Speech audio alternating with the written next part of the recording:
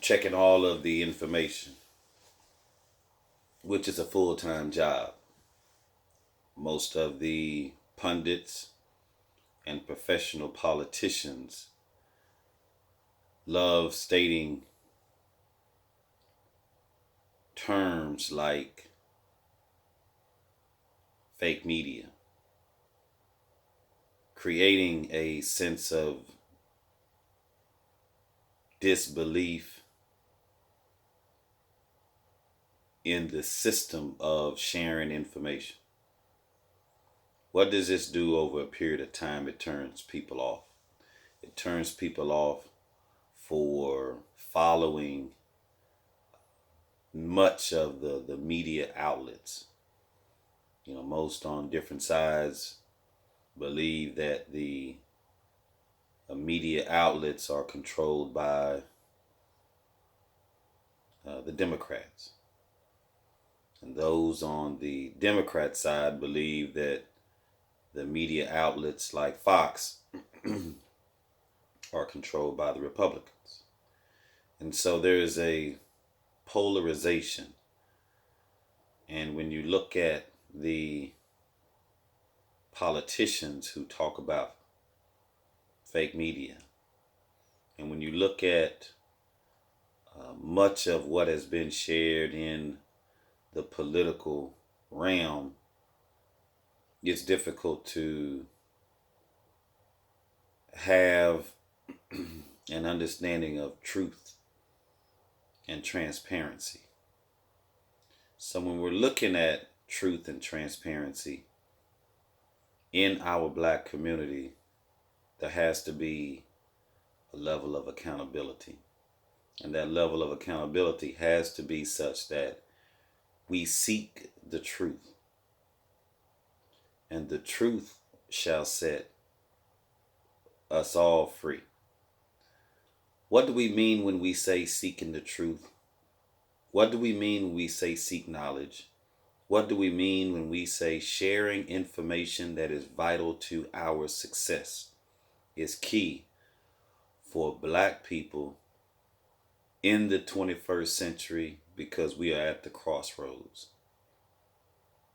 Being at the crossroads means that decisions have to be made. And decisions that have to be made have to be based on facts.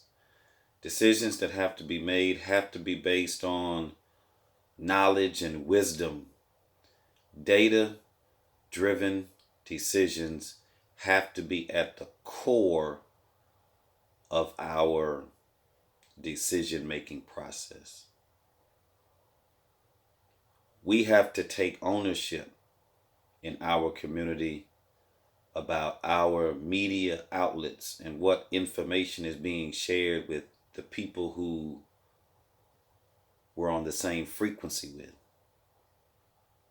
This is vital. One would say, people have said, that people perish for a lack of knowledge. Why is that important? It is vital to our survival to be able to discern relevant knowledge and wisdom for ourselves, for our families, especially for the kids who find it difficult to determine their pathway. Why is this important? When you turn on the news, you see a bombardment of negative, stereotypical examples of Black role models. From entertainers to politicians to so-called leaders of our communities who have yet to provide a blueprint for our success. So what is that blueprint? By default, what does that mean for our people? Education has to be at the core of this blueprint. Many of our leaders, as my father stated, Dr. Khalid Abdullah Tariq Al Mansour, the eternal slave of Allah, staying on the straight path will always be victorious. Many of our leaders have been co-opted, not everyone. We're saying some. And some of those leaders are trying to make a path or road ahead, but many times they fall short. And we fall short by putting too much emphasis on what they do in our communities. A grassroots approach means that the people take the power. The people hold leaders accountable, and the people are the one who implement the strategy each and every day. Education has to be at the forefront. Why do we say that? Nelson Mandela said it best. Education is the best weapon in the world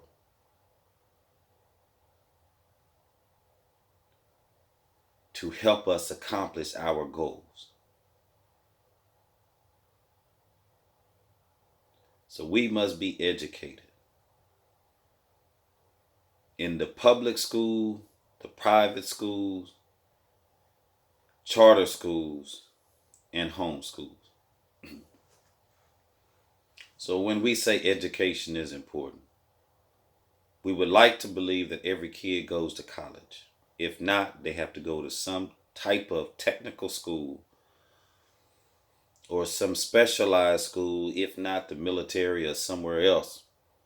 But the student or the kid, our future, has to know that education is going to be vital to our success. Entrepreneurship is also another area and aspect that we have to take control over. So many of our successful businessmen have to come back to our communities to show our younger people and give them internships so that they can walk through that process and understand the importance and the freedom and hard work that entrepreneurship brings. There are risks, but not doing this is a greater risk to our survival. So when we say education, our leaders have to understand that we can't just continue to say public education is the only way that we can move forward.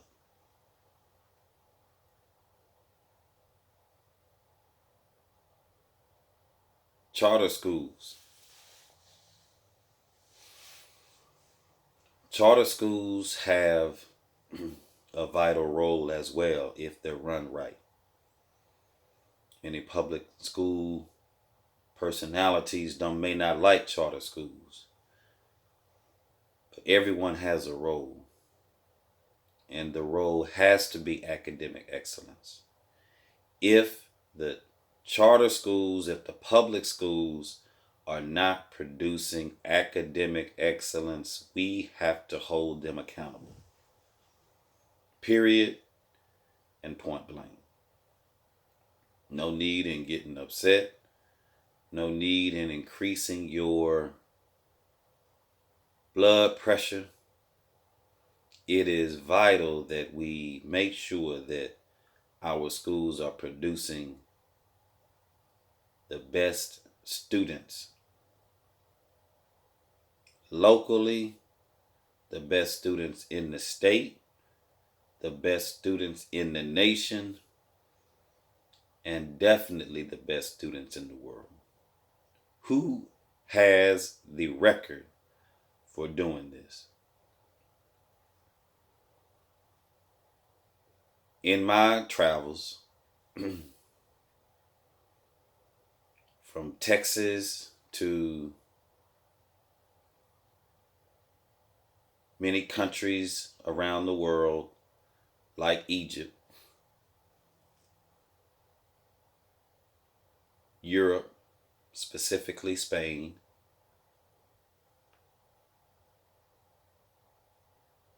Asia, specifically Thailand, Cambodia, South Korea, China, and Japan.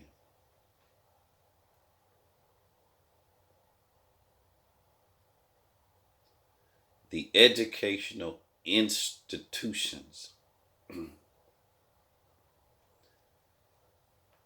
have to be homogeneous in the sense that the curriculum has to be flawless in the sense that the application and the support of the community have to be behind that curriculum, have to be behind those students, have to be behind those teachers, and have to be behind the idea of producing academic excellence. So when we say, what are the schools that have achieved those academic expectations? Because on the other hand, many of our public schools have produced and created a super highway or a super corridor of sending students directly to the penal institutions, a pipeline, the same pipeline that allows for oil and gas to be shipped all over the world, the same pipeline that our kids are being funneled through. And we've yet to demand a change in the curriculum,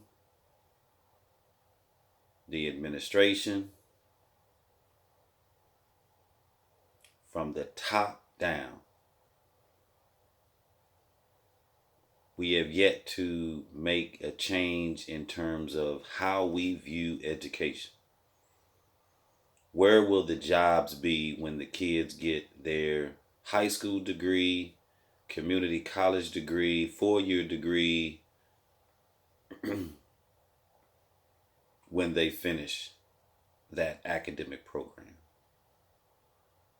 When will we hold them accountable? So if you were to compare a student that is in a average high school, comparing with someone that is in a private school, when you compare that student with someone that is in a charter school, and then you compare a student who is in a home school, of all four, which one of the students has more advantages than disadvantages? That has to be the matrix. So what would be some of the advantages of having a student in public school?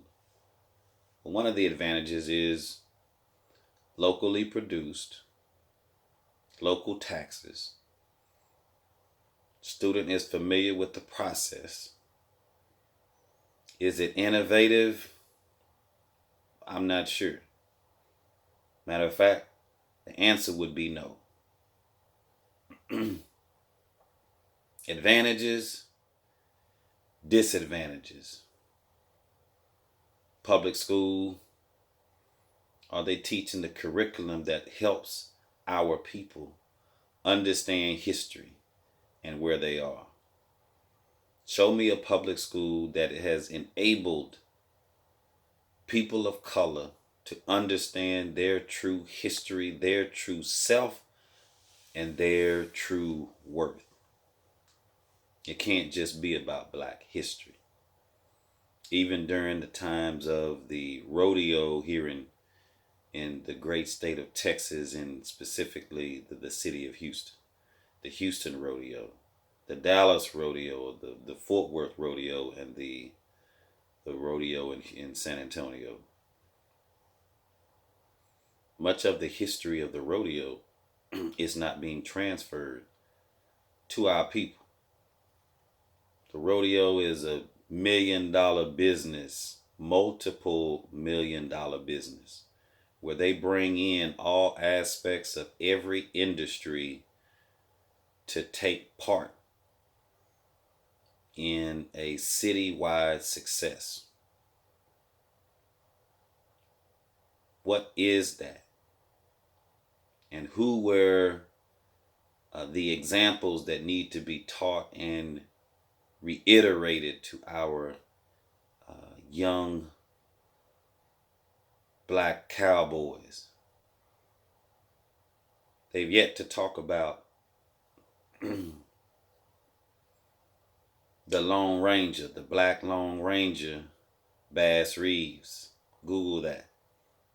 You don't know who Bass Reeves is? One of the first U.S. Marshals. He's considered the Black Lone Ranger. Next person you need to Google is Bill Pickett.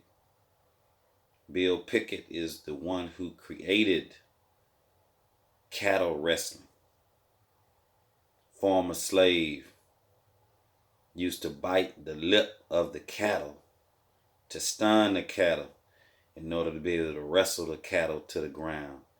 Black people have done amazing things through history. That's just a rodeo. Let's go back further through our history, past slavery, into the land of Egypt, into the land of West Africa, Timbuktu specifically, the Ghana Kingdom, the Mali Kingdom, the Songhai Kingdom, the Ottoman Kingdom. We've had kingdoms of information, libraries that the Black Moors from Spain had and created. More than 32 libraries specifically. We are keepers of knowledge and of wisdom. But we're not using our minds now, because we have technology that has replaced us remembering and using our minds, using logic and reasoning, using the history, using every aspect of our genetics that make us who we are. Unapologetically having confidence in who you are.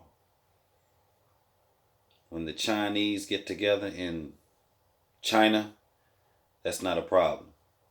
When the Chinese get together in Malaysia, that's not a problem. When the Chinese get together in Singapore, that's not a problem. Chinese get together in San Francisco, that's not a problem. The Chinese get together in Houston, that's not a problem. Even when the Chinese get together in New York, Chinatown, it is never a problem, because they support themselves and have a culture of building together. It's only a problem when we take that same process and apply it to our people. We have to look at what were we doing prior to slavery that enabled us to build kingdoms throughout Africa. From Egypt all the way to South Africa and the Zimbabwean ruins, and the gold mines all the way to the west coast of Africa. Why is this important? The great Ibn Battuta, world traveler, had traveled all over the world. And when he was in Africa, West Africa, he noticed a population of over 100,000 Africans at peace, no police, living in harmony. What does that mean for our people? If we don't understand being at peace and being at peace together, then that will be a critical aspect of our environment that we're going to have to overcome. And we're going to have to explain that to our people. It's one of the reasons why much of our success is tarnished by we're not keeping our communities safe. We're not keeping our communities clean, and we're not keeping our communities abreast of international issues, domestic issues, local issues. The environment is at play. At every level of government, we need to be present. At every level of law enforcement, we need to be present. At every level of the city council, we need to be present. At every level of our educational institutions, we need to be present. At every level of our penal institutions, we need to be present. And so what is required by us, melanated people on the same frequency, is that it is going to be requisite that we focus on collaborating and finding ways to work as opposed to worrying about surviving R. Kelly, worrying about the politicians, worrying about the headscarves, worrying about whether or not much of our celebrities are doing things on the weekend and keeping up with their timelines, and it's a distraction. Because while we are being distracted, people are planning. One of our successful black moguls, Michael V. Roberts, stated,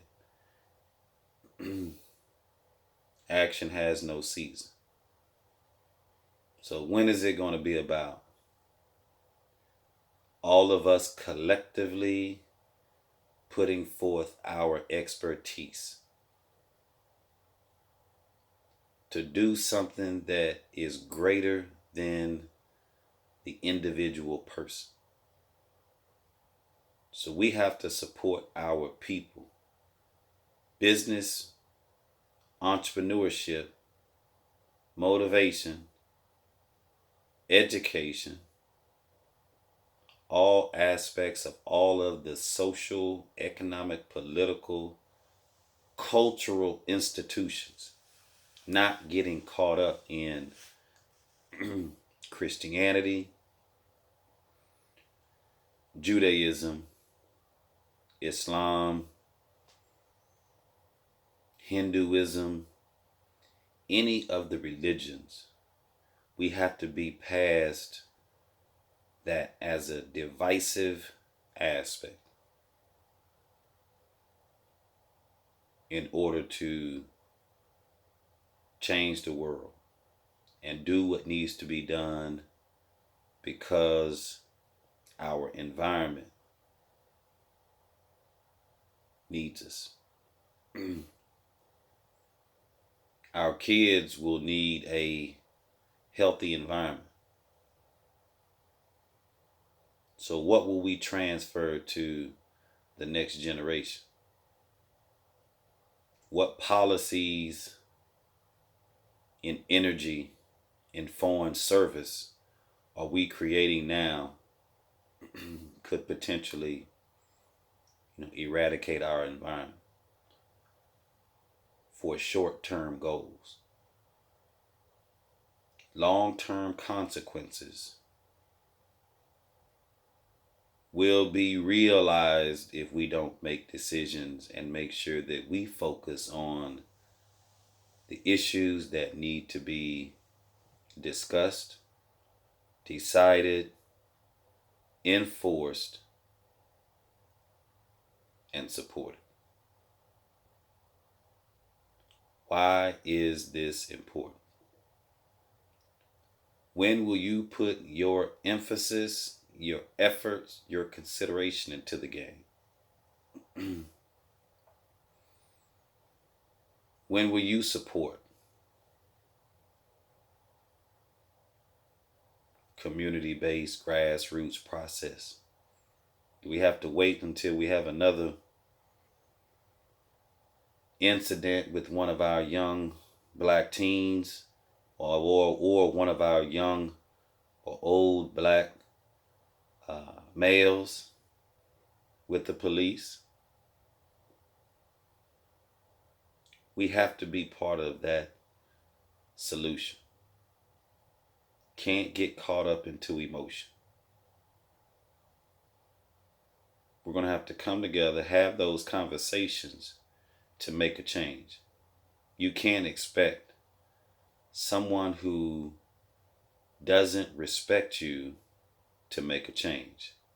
We have to make a change on an economic, a mental change, on a mental frequency that needs to happen internally, and it will shine externally to all those around as we change our frequency. Before, we made mention advantages and disadvantages of the public education system. Disadvantage, a lot of students are being funneled into special education. Many of the students are being funneled into taking all types of drugs in order to keep them in their seat. Many of the students are suffering from not having enough role models. So what are we producing in public education? Not teaching any core information that really helps give the students a sense of worth, a sense of pride.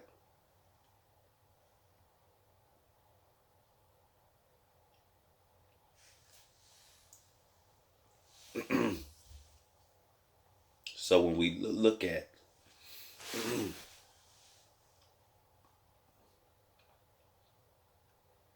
education,